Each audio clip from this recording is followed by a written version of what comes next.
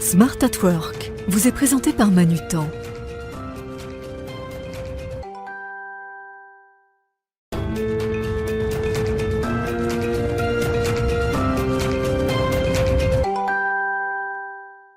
Bonjour à tous, bienvenue dans Smart at Work, votre émission mensuelle autour du concept du bien travailler. Ce mois-ci, comment améliorer l'expérience des collaborateurs, de tous les collaborateurs, y compris ceux qui ne sont pas éligibles au télétravail, car c'est une question que se posent la plupart des entreprises aujourd'hui. Comment ne pas accentuer cette fameuse fracture finalement entre les cols blancs et les cols bleus? Comment faire dans certains secteurs comme la restauration ou les transports par exemple, où le télétravail est quasiment impossible en dehors des fonctions support?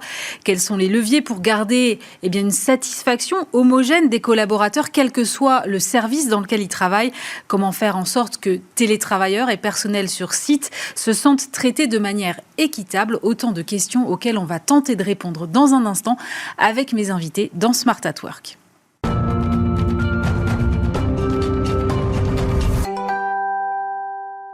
Et pour commencer cette émission, j'ai convié Clément Estivier. Bonjour. Bonjour. Vous êtes avocat en droit du travail au cabinet Faro. D'abord, j'en profite puisque j'ai un avocat pour revenir un peu sur le cadre juridique du télétravail. Comment est-ce qu'on s'y prend déjà quand on veut mettre en place du télétravail dans une entreprise? Est-ce que simplement c'est la direction qui le décrète ou est-ce qu'il faut systématiquement passer par exemple par un accord d'entreprise avec les délégués du personnel? Alors, concernant le cadre légal du télétravail, c'est vrai qu'on a eu une évolution extrêmement rapide ces dernières années pour justement s'adapter à plusieurs types de situations. On a le télétravail occasionnel ou le télétravail d'urgence concernant la crise Covid, là pour le coup, ça a été mis en place extrêmement rapidement sans accord de télétravail et on a beaucoup d'entreprises qui en ont profité pour mettre en place ce qu'on appelle du télétravail sauvage. Alors D'accord. Le télétravail sauvage c'est possible, mais c'est pas du tout recommandé. Aujourd'hui, nous, ce qu'on recommande à nos clients pour mettre en place du télétravail, c'est à minima une charte. Donc c'est un acte unilatéral de la part de l'employeur qui doit prévoir un certain nombre de dispositions, de mentions obligatoires qui sont prévues par le Code du travail. Et ce qu'on recommande, d'autant plus pour des entreprises d'une vingtaine, cinquantaine de salariés à minima, parce qu'il faut des représentants du personnel, c'est de passer par un accord d'entreprise. Il y a la possibilité aussi de passer par un accord d'entreprise avec le personnel directement, par un référendum.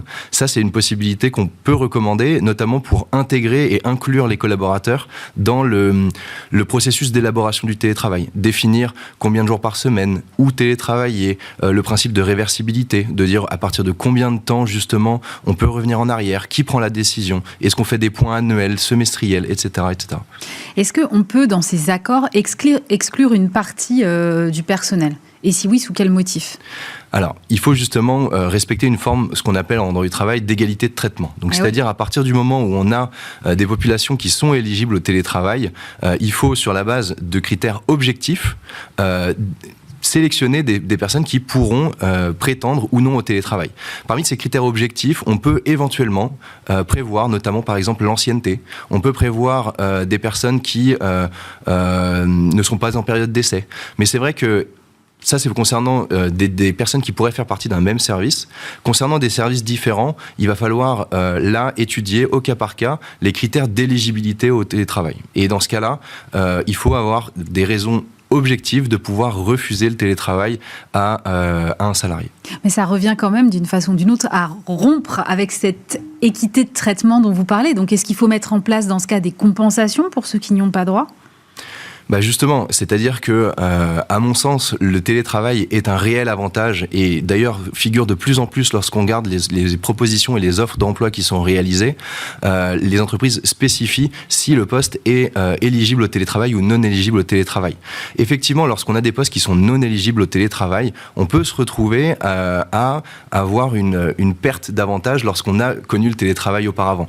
Donc effectivement, des entreprises peuvent proposer des compensations pour justement, par exemple, favoriser tout ce qui est flexibilité des horaires, tout ce qui est également temps de trajet, et éviter également de se retrouver, par exemple, dans les heures de pointe concernant les transports. De la même manière, pour faciliter les rendez-vous, on peut avoir également un passage à la semaine de 4 jours. Ouais. Et donc, on a des entreprises qui avancent de deux fronts concernant le télétravail pour les populations éligibles et à côté, concernant les populations qui sont pas éligibles au télétravail, mais à qui on peut faire bénéficier un certain nombre d'avantages.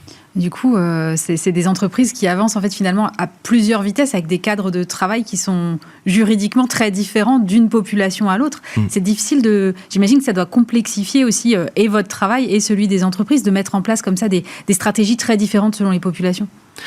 C'est exactement ça, c'est-à-dire qu'on va de plus en plus vers ce qu'on appelle l'expérience collaborateur. Avant, on était dans une logique d'obligation de garantir la santé-sécurité, avoir de bonnes conditions de travail, et puis un petit peu ça a évolué vers la qualité de vie au travail.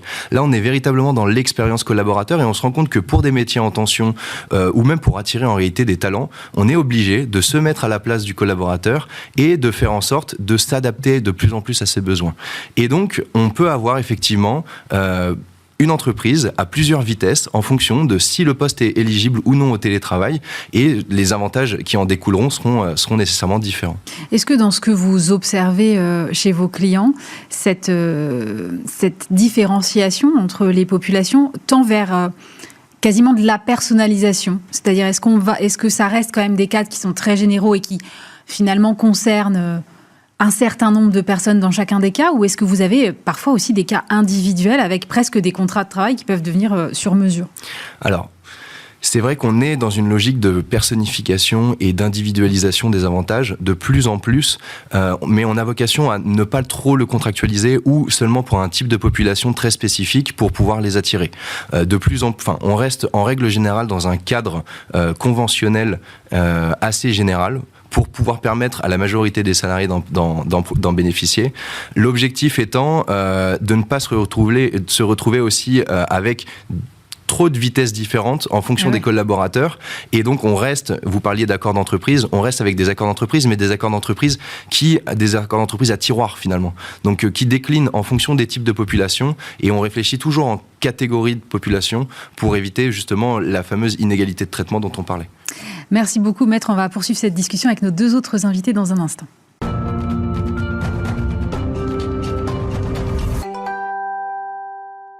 Et pour poursuivre cette émission, nous sommes toujours en compagnie de Clément Estivier, avocat en droit du travail au cabinet Faro, et nous ont rejoint Sandrine Chourout, DRH du groupe Majorien. Bonjour. Bonjour. Alors, le groupe Majorien, c'est une plateforme de solutions pour les entrepreneurs indépendants de l'hospitalité et de la restauration. Et puis Valérie Benoît, bonjour. Bonjour. Vous êtes, directrice People Développement du groupe Manutan, qui est partenaire de cette émission. Valérie, justement, je voudrais commencer par vous, savoir quelle est la situation chez Manutan par rapport à toutes ces questions de télétravail. Parce que vous avez une partie de fonctions, on va dire plutôt support, et puis des fonctions en entrepôt. Donc j'imagine que là, cette distinction qu'on faisait tout à l'heure entre personnel éligible au télétravail et non éligible, elle se retrouve chez vous. Tout à fait, oui, on a à peu près 400 personnes dans nos entrepôts logistiques, donc effectivement qui doivent être là pour recevoir les marchandises et faire les colis pour nos clients. On avait historiquement une approche un peu conservatrice parce qu'on a une culture d'entreprise très forte, très collective, où le être ensemble est très important. Et bon, avec le Covid, forcément, on a été obligé de revoir un peu et de réfléchir à cette position. Et en plusieurs étapes, on est passé sur un autre braquet où aujourd'hui, on parle de flexibilité encadrée. Encadré, on a une petite charte vraiment de quelques pages qui redonne un peu le sens de travailler ensemble justement et qui donne ce qu'on attend du collaborateur, de l'équipe et du manager dans ce travail ensemble. Donc on l'a pris en approche beaucoup plus globale, pas que le télétravail, c'est vraiment pourquoi il faut qu'on se voit, pourquoi on vient au bureau. Et donc en quelques pages, on a défini ces attentes-là. Et puis après, c'est chaque manager avec son équipe qui organise en fait ces rituels. À quelle réunion il faut que tout le monde soit là, combien de temps avant on prévient, quelles sont les règles qui se donnent en fait. Et au final, on demande que les collaborateurs soient en moyenne au bureau 8 jours par mois pour ceux qui sont éligibles au télétravail. Et donc ça fait 3 jours de télétravail par semaine en gros, mais ça peut être du coup étalé sur le mois de façon très différente. Donc 8 jours sur site pour les uns et puis tous les jours pour les autres. Tous les jours pour les autres, puisque voilà, eux savent que leur métier demande à être sur place, effectivement. Sandrine Chourout, comment ça se passe dans le groupe Majorien ? Alors, chez Majorient, donc, comme nous sommes une plateforme de solutions pour les hôteliers restaurateurs, de la même façon, ce sont des professions dites intellectuelles, donc de bureau. Donc là, forcément, on a une charte télétravail avec possibilité de télétravail sur volontariat, minimum 2 jours par semaine. Ça peut aller jusqu'à 3 jours selon les équipes, un accord avec le responsable. Et on a surtout mis plein d'autres choses en place parce que ce qui est essentiel, à mon sens, aujourd'hui, c'est que l'ambiance de travail corresponde à la culture d'entreprise. Et donc, il y a le télétravail, mais il y a aussi plein d'autres choses qui sont mises en place. Par exemple, alors, par exemple, ça va commencer dès l'intégration. Donc, on a tout un process d'onboarding pour que dès l'arrivée du salarié, quel que soit son poste, ça peut aller du stagiaire à quelqu'un du comité de direction, le process d'onboarding est un peu le même. Il y a tout un parcours avec rencontre jusqu'à la présidence et la direction du groupe Majorient, avec des petits déj, des trucs sympas, un peu, des déjeuners d'accueil, etc., des goodies, enfin bon, tout ça. Donc, dès le départ, le but du jeu, c'est que la personne se sente accueillie, intégrée dans une certaine ambiance. Ensuite, on a des rituels, comme vous disiez. Donc, on a un Hollands tous les 15 jours, donc en visio, parce que c'est le vendredi, et nous, quasi tous les salariés sont en télétravail le vendredi. Donc là, ça réunit l'ensemble des collaborateurs. Tout est dit. Donc, les chiffres, les choses un peu confidentielles et tout. On part sur un principe de confiance assez rare. Parce que oui, j'allais vous dire, ça j'ai doit fait être très plusieurs fréquent. entreprises, oui, et franchement, ça va assez loin dans la confiance qui est portée en les collaborateurs. Donc, il y a beaucoup d'échanges, ils sont informés très tôt, souvent. On a aussi tout un pan RSE, donc on a des groupes de travail sur le temps de travail pour améliorer la gouvernance, pour améliorer la vie des collaborateurs, etc., etc. Et on a aussi des avantages sociaux qui vont bien au-delà du légal, ou des choses qui ne sont pas prévues par la loi. Ça peut être, on a des fruits, par exemple. Tous les lundis, on a des cagettes de fruits qui sont servis. Le café, il est gratuit. Il y a des choses comme ça. Et puis, on a un forfait mobilité durable qui est sorti il n'y a pas très longtemps sur la possibilité de donner davantage. Je sais pas, on prend 75% de la carte Navigo, on prend 70% de la mutuelle. Il y a pas mal de choses. Il y a l'intéressement, alors qu'on est une PME. Donc... Oui, donc c'est un gros effort pour une PME, effectivement. Oui. Clément Estivier, ce que disait Sandrine est intéressant sur l'onboarding. C'est-à-dire qu'en fait, finalement, cette expérience collaborateur, elle commence dès le tout départ, voire même peut-être avant dans les entretiens d'ailleurs. Exactement. C'est-à-dire que c'est vraiment à partir du moment où on a un premier contact entre un candidat, même pas nécessairement un salarié, mais un candidat et une entreprise, que se joue la marque employeur. C'est-à-dire que il faut initialement, c'est intéressant d'avoir une marque employeur suffisamment forte pour que le candidat vienne à l'entreprise. Et lorsqu'on a une marque employeur suffisamment forte, l'intérêt ensuite, c'est de la conserver tout au long de ce qu'on appelle l'expérience collaborateur. Du premier contact jusqu'au dernier contact, s'il y a avec cette personne-là. Concernant l'onboarding, effectivement, nous, ce qu'on a en règle générale tendance à faire et à conseiller, c'est de procéder par promesse d'embauche, de s'engager en tout cas, même si on n'est pas tenu légalement quand on est employeur. Oui. Mais il est important, à notre sens, notamment lorsqu'on a des collaborateurs qui sont encore en poste pour qu'ils puissent quitter leur ancien poste, de s'engager et de définir le plus précisément possible, d'être le plus transparent possible. Et je rejoins Sandrine sur la transparence et la confiance qui est accordée et qui doit être accordée dès le début. Et ça se reflète en fait immédiatement dès la promesse qui est remise en fait au candidat. Donc on a des promesses qui vont détailler l'ensemble des avantages, effectivement, reprendre la possibilité de télétravail, le fait que le poste ne soit pas éligible au télétravail et décliner justement l'ensemble des avantages. Et on se rend compte que les collaborateurs, c'est un premier contact très intéressant justement avec l'entreprise pour que on puisse avoir une relation de travail qui commence dans de très bonnes conditions. Je vous sentais réagir sur cette question de transparence, Valérie. C'est quelque chose que vous pratiquez aussi ? Oui, alors je voulais rebondir sur Sandrine. Nous, on a ce qu'on appelle des plénières où, en fait, tous les mois, la direction s'adresse à tous les collaborateurs en direct. Nous, on est tous dans la même salle. Alors, ceux qui sont à distance peuvent regarder à distance, où ils partagent, pareil, les chiffres, l'actualité, les décisions qui sont prises, qui vont être prises. Et pareil, moi, j'ai rarement vu ça dans une entreprise. Et on peut poser des questions à la fin. Tout collaborateur peut poser des questions directement à la direction générale. Donc il y a une espèce de proximité et du coup forcément de transparence et d'accessibilité qui rend le dialogue hyper ouvert et hyper clair. On a un canal aussi de questions anonymes sur ces réunions-là. D'accord. Tout le monde peut lever la main en Teams et avoir la parole, mais on a aussi un canal anonyme parce qu'on s'est rendu compte que certains salariés n'osent pas forcément poser certaines questions. Et comme toute question est possible, toute réponse n'est pas forcément possible, mais on va le dire. Mais ça permet aussi vraiment de libérer, je trouve, la parole et ça permet de désamorcer certaines choses qui peuvent être pensées ou des rumeurs ou des fausses idées ou des choses comme ça. C'est vraiment intéressant, je trouve, pour les entreprises. Comment est-ce que, justement, vous mesurez la satisfaction de vos collaborateurs? Parce qu'en fait, cette transparence y participe effectivement, mais est-ce que vous en mesurez les effets, Valérie? Alors, du coup, nous, chez Manutan, depuis, ça va être la 9e année, on utilise le questionnaire de Great Place to Work. Donc, il y a un questionnaire de 70 questions sur l'ensemble de la vie en entreprise. J'ai envie de dire, ça balaye beaucoup de sujets qui sont adressés à tous les collaborateurs où ils répondent.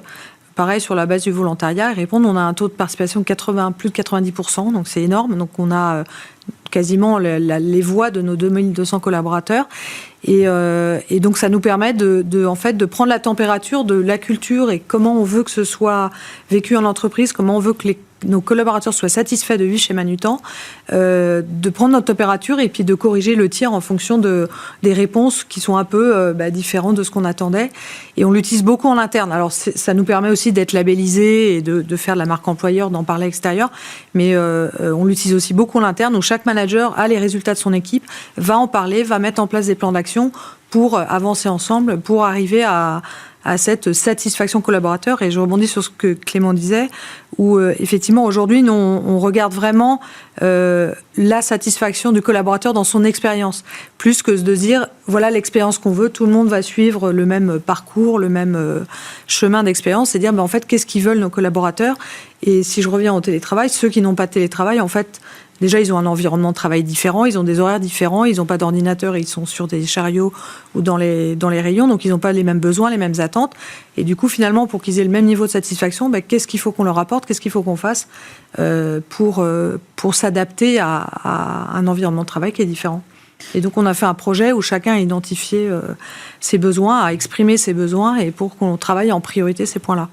Je vais me faire un peu l'avocate du diable, mais est-ce que les collaborateurs n'ont pas toujours tendance à vous en demander plus, du coup, s'ils sentent que vous êtes hyper open et hyper à l'écoute?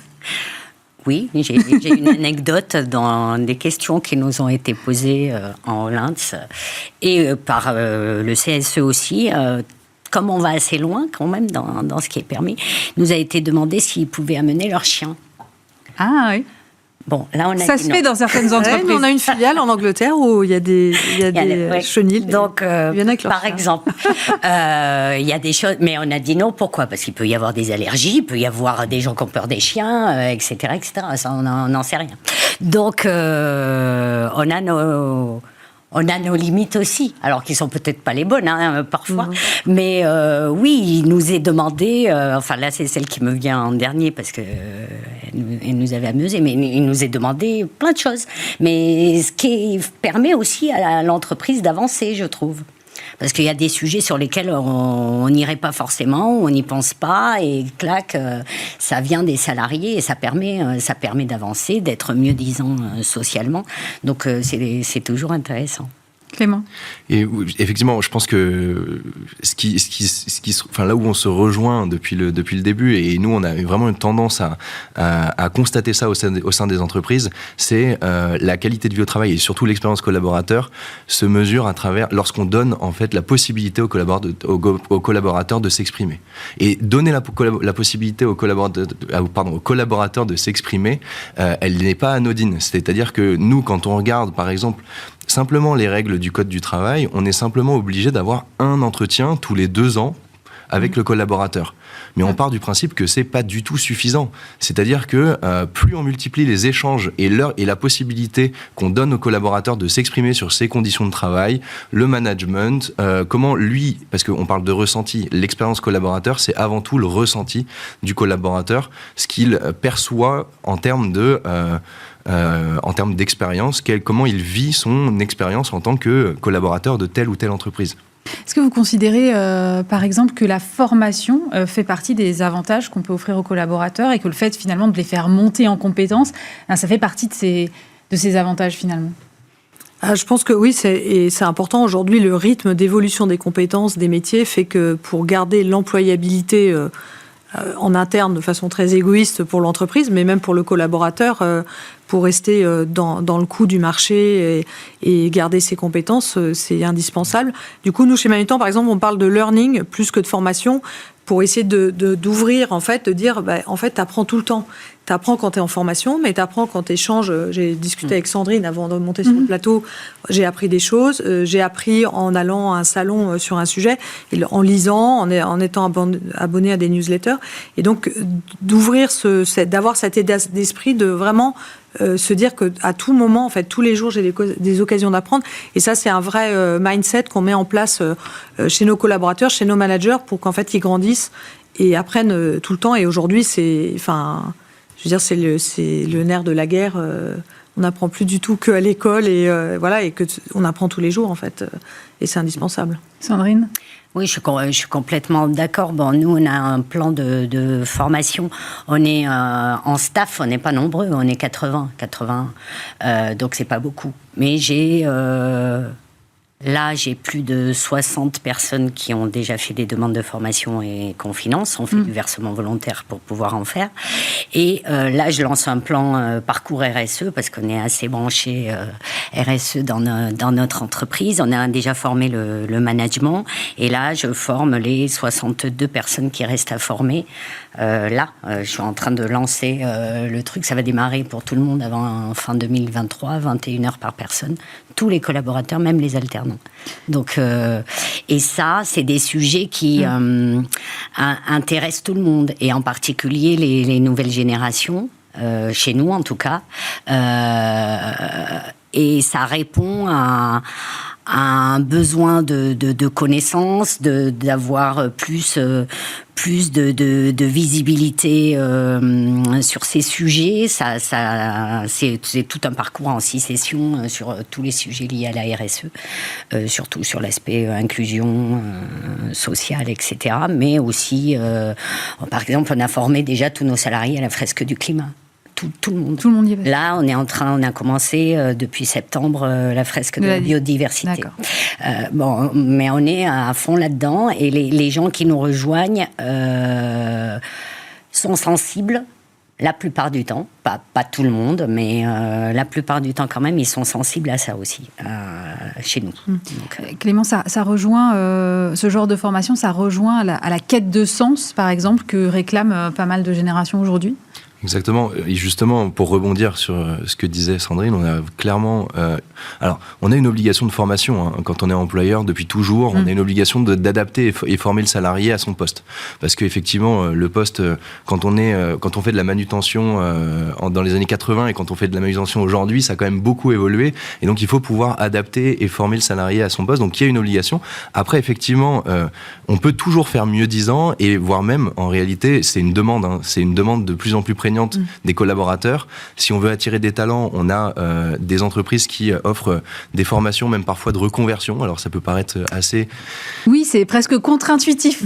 Mais c'est ce que demandent effectivement la plupart des collaborateurs, et de continuer à apprendre régulièrement. Effectivement, aujourd'hui, je pense que la place de l'entreprise, et pour répondre à votre question concernant la demande de sens, on a des collaborateurs qui sont de plus en plus en demande concernant justement des formations sur l'environnement, des formations, d'être intéressé, parce que aussi le temps de travail est un temps important dans une semaine. On est quand même une bonne partie de son temps au service de son employeur. Donc si son employeur met à disposition des éléments et des moyens pour apprendre avoir une vision du monde qui soit pleine et globale, et puis avoir un intérêt en tout cas, et je pense répondre à cette curiosité que naturellement les collaborateurs ont lorsqu'ils viennent dans une entreprise. Je pense qu'il ne faut pas uniquement se cantonner effectivement à la relation collaborateur-employeur telle qu'on la connaît et qu'on l'a pratiquée depuis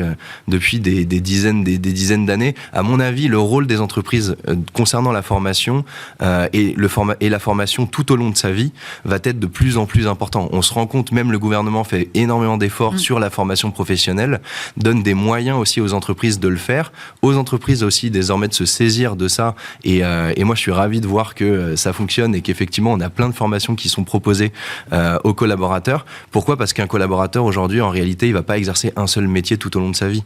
Il va en exercer au moins 3, 4 ou 5, et il faut justement qu'il y ait cette reconversion possible, cette polyvalence possible. Et pour en revenir très rapidement à ce qu'on va parler concernant le télétravail, effectivement, on se rend compte qu'aujourd'hui, on a des entreprises qui favorisent la polyvalence et la polycompétence pour faire en sorte que des postes aujourd'hui qui sont non éligibles au télétravail, on puisse les rendre en partie éligibles au télétravail. Donc, c'est-à-dire, pour des employés qui font un peu de manutention, avoir 10%, 15%, 20% de leur temps de travail et de leur fonction, et on va les former là-dessus pour qu'ils puissent justement le réaliser chez eux, éventuellement, concernant l'établissement de rapports, concernant de la rédaction de certaines choses. Et donc, c'est important, et je pense que la formation a un rôle phare à jouer dans cette évolution. Comment est-ce que vous voyez les choses, Valérie ? Est-ce que justement, comme je le disais tout à l'heure, finalement c'est open bar et on verra bien où tout ça nous mène, ou est-ce que quand même vous posez les limites, un peu comme disait Sandrine tout à l'heure ? Alors du coup, il y a plein de choses sur lesquelles j'avais envie de rebondir, mais déjà, chez nous, ce qui est très structurant, et pour répondre à la question de la quête de sens, nous, c'est vraiment ancré dans notre ADN. Notre mission, c'est entreprendre pour un monde meilleur. Et on s'y réfère tout le temps. Donc ça, c'est un cadre qui aussi donne des limites en disant, dans nos décisions, dans nos projets, dans la présentation de la communication, on se réfère à ça. On a un référentiel culturel qui met en avant les points sur lesquels on veut être irréprochable, entre guillemets.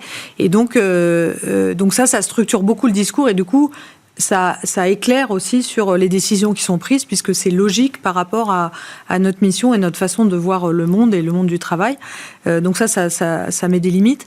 Après, sur l'autre sujet, par exemple, pour les personnes de l'entrepôt, quand on les a fait travailler sur les sujets sur lesquels ils voulaient qu'on avance, on les a mis en groupe.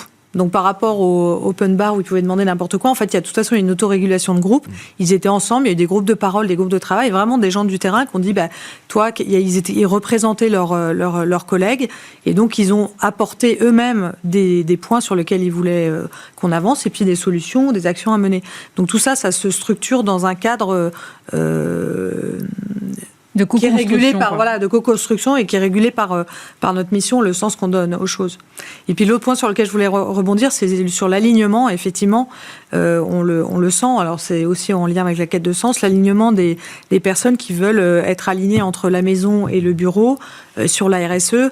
Nous, on forme sur la RSE, pas uniquement la RSE au bureau, mais c'est globalement la RSE dans ma vie, le digital dans ma vie aussi, parce que, et notamment si on revient pareil à nos personnels qui sont en entrepôt, où la digitalisation n'est pas forcément la plus simple. Déjà, ils l'utilisent pas forcément au bureau, mais dans la vie quotidienne, se dire, on doit les emmener sur ce sujet-là, parce que c'est le monde évolue là-dessus. Donc, il y a tout un accompagnement qui finalement est assez cadré, mais permet d'avancer par rapport aux évolutions qu'on observe dans notre monde et aux attentes qu'ont les collaborateurs sur ces sujets-là, quoi. Merci beaucoup à tous les trois d'être venus partager vos expériences sur ce plateau. Valérie Benoît, directrice People Développement du groupe Manutan, Sandrine Chouroute, DRH du groupe Majorian, et Clément Estivier, avocat en droit du travail au cabinet Faro. On se retrouve le mois prochain pour un nouveau numéro de Smart at Work. Smart at Work vous a été présenté par Manutan.